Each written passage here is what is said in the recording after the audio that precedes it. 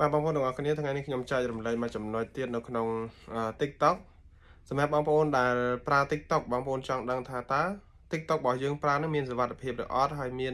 เกโจเลน TikTok ยังหรือออดมือ TikTok ยังออดบางคนอาจโจใช้จำนวนนี้บานให้บางคนโจตัวเฟิร์จมูกขยมต่างกันนี้บ้านจังบางคนโจมาการ TikTok บอกยังมั้งบ่าបន្ទាប់ពីចូលមកកាន់ TikTok របស់យើងអញ្ចឹងបងប្អូនមើលមកខាងក្រោមមើលកន្លែង profile ដែលនៅខាងក្រោមបាទចុចលើពាក្យ profile ហ្នឹងបន្ទាប់មកទៀតបងប្អូនសម្លឹងមកខាងលើវិញម្ដងឃើញសញ្ញាត្រី3បងប្អូនចុចលើហ្នឹងហើយនឹងបង្ហាញមកបែបនេះបងប្អូនយកបាទ setting and privacy បាទហើយចូលមកបែបនេះបងប្អូនយកកន្លែងនេះមួយទៀតបន្ទាប់ពីបងប្អូនចុច setting and privacy ណាអញ្ចឹងចុចមកបង្ហាញបែបនេះគឺ security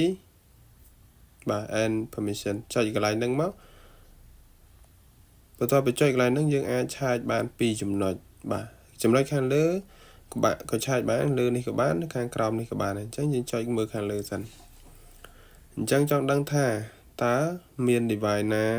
បាទចូលលេង TikTok របស់យើងអញ្ចឹងគឺអត់មានទេនេះគឺមានតែ device របស់ខ្ញុំមួយទេបាទអញ្ចឹងយើងចង់មើលវាលម្អិតចុចឲ្យកន្លែងនេះថែមទៀតមកបាទហ្នឹងគឺមួយតោះនេះ back ឥឡូវចូលមកកន្លែងនេះបងប្អូនកន្លែង manage device នេះបងប្អូនចុចកន្លែងហ្នឹងមួយទៀតមកដើម្បីឆាចមើលដឹងណាអញ្ចឹងសម្រាប់ TikTok របស់ខ្ញុំគឺមានតែ2 device ទេគឺសិតតែជាទូរស័ព្ទរបស់ខ្ញុំទាំងអស់ហើយបើសិនជាបងប្អូនចុចមកកន្លែងហ្នឹងឃើញម៉ាកទូរស័ព្ទកន្លែងនេះឃើញទេបងប្អូនម៉ាកទូរស័ព្ទនេះប្លែកមិនមែនជាទូរស័ព្ទរបស់យើងបងប្អូនចុច delete ទៅហើយបងប្អូនត្រូវតែការពារបានល្អអាចបន្ថែមនៅ password ឬក៏យើងបាទឬក៏យើងដាក់ password ដាក់អីចឹងណាបាទដូរ password ដាក់ password អីទៅដើម្បីការពារកុំឲ្យគេចូលបានទៀតអូខេអញ្ចឹងសម្រាប់ការចូលមកឆាចមើលចំណុចហ្នឹងគឺមានប៉ុណ្ណឹងបងប្អូនដែលចង់ដឹងបងប្អូនអាចមើលទៅតាមវីដេអូនេះហើយបងប្អូនអាចធ្វើទៅតាមនេះបងប្អូននឹងបានឃើញទាំងអស់គ្នាអូខេបាទអញ្ចឹងសម្រាប់វីដេអូហ្នឹងគឺមានតែប៉ុណ្ណឹងបើសិនជាបងប្អូនពេញចិត្តជាមួយនឹងវីដេអូការផលិតវីដេអូនេះបងប្អូនជួយចែករំលែកម្នាក់មួយដើម្បីទទួលបាននៅវីដេអូថ្មីជាបន្តទៀតបាទអរគុណជំរាបលាបងប្អូនទាំងអស់គ្នាបាទបងប្អូនទាំងអស់គ្នាថ្ងៃនេះខ្ញុំចែករំលែកមកចំណុចទៀតនៅក្នុង TikTok សម្រាប់បងប្អូនដែលប្រើ TikTok បងប្អូនចង់ដឹងថាតើ TikTok របស់យើងប្រើនឹងមានសុវត្ថិភាពឬអត់ហើយមានគេចូលលេង TikTok យើងឬអត់មើល TikTok យើងអត់បងប្អូនអាចចូលឆែកចំណុចនេះបានហើយបងប្អូនចូលទៅធ្វើជាមួយនឹងខ្ញុំទាំងអស់គ្នាបាទអញ្ចឹងបងប្អូនចូលមកកាន់ TikTok របស់យើងមក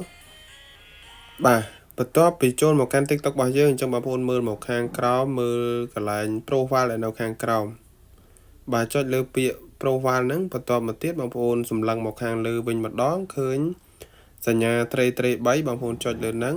ហើយនឹងបង្ហាញមកបែបនេះបងប្អូនយកបាទ setting and privacy បាទហើយចូលមកបែបនេះបងប្អូនយកកន្លែងនេះមួយទៀតបន្ទាប់ពីបងប្អូនចុច setting and privacy ណាអញ្ចឹងចុចមកបង្ហាញបែបនេះគឺ security បាទ and permission ចុចកន្លែងហ្នឹងមកបន្ទាប់ពីចុចកន្លែងហ្នឹងយើងអាចឆាចបាន2ចំណុចបាទចំណុចខាងលើក៏ឆាចបានលើនេះក៏បានខាងក្រោមនេះក៏បានអញ្ចឹងយើងចុចមើលខាងលើសិនអញ្ចឹងចង់ដឹងថាតើមាន device ណាបាទចូលលេង TikTok របស់យើងអញ្ចឹងគឺអត់មានទេនេះគឺមានតែ device របស់ខ្ញុំមួយទេបាទអញ្ចឹងយើងចង់មើលវាលម្អិតចុចឲ្យកន្លែងនេះថែមទៀតមកបាទហ្នឹងគឺមួយតោះនេះ back ឥឡូវចូលមកកន្លែងនេះបងប្អូនកន្លែង manage device នេះបងប្អូនចុចកន្លែងហ្នឹងមួយទៀតមកដើម្បីឆាចមើលដឹងណាអញ្ចឹងសម្រាប់ TikTok របស់ខ្ញុំគឺមានតែ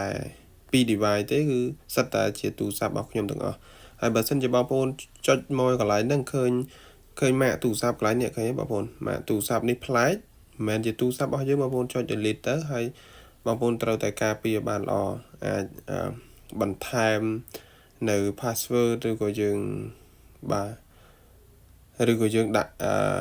password ដាក់អីចឹងណាបាទដូរ password ដាក់ password អីទៅដើម្បីការពារកុំឲ្យគេចូលបានទៀតអូខេអញ្ចឹងសម្រាប់ការចូលមកឆាចមើលចំណុចហ្នឹងគឺមានប៉ុណ្ណឹងបងប្អូនដែលចង់ដឹងបងប្អូនអាចមើលទៅតាមវីដេអូនេះហើយបងប្អូនអាចធ្វើទៅតាមនេះបងប្អូននឹងបានឃើញទាំងអស់គ្នាអូខេ បាទអញ្ចឹងសម្រាប់វីដេអូហ្នឹងគឺមានតែប៉ុណ្ណឹងបើសិនជាបងប្អូនពេញចិត្តជាមួយនឹងវីដេអូការផលិតវីដេអូនេះបងប្អូនជួយចែករំលែកម្នាក់មួយដើម្បីទទួលបាននៅវីដេអូថ្មីៗជាបន្តបន្ទាប់ទៀតបាទអរគុណជំរាបលាបងប្អូនទាំងអស់គ្នា